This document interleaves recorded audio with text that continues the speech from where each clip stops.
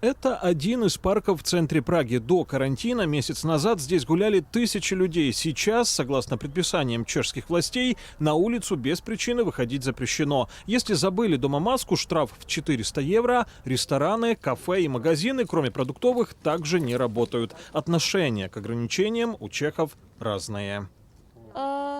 Лично для меня каждый день это выживание. Мое рабочее место закрыли, выхожу максимум с ребенком в магазин. Не думаю, что все скоро закончится, но считаю, что некоторые меры очень жесткие. Я бы их отменил, чтобы стабилизировать, например, бизнес.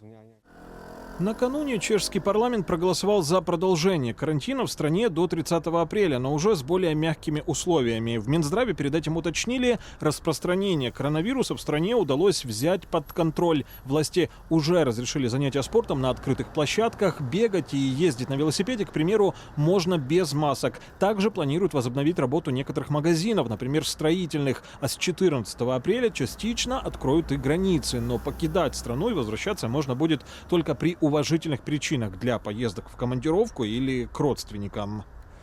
Ослабление карантинных мер анонсировали и власти Австрии. Прирост новых больных снижается. Я была бы счастлива, если бы мы постепенно вернулись к нормальному ритму жизни, шаг за шагом, и смогли бы заниматься такими обычными вещами, как спорт, учеба, походы в кино.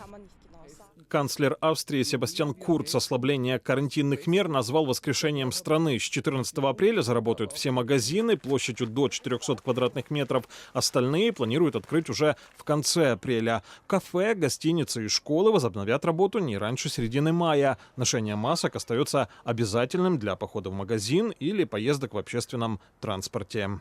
К ослаблению карантинных мер готовятся и в Норвегии. В стране планируют возобновить работу детских садов и школ. Открывать будут постепенно, начиная с 15 апреля. К концу месяца здесь также намерены открыть салоны красоты.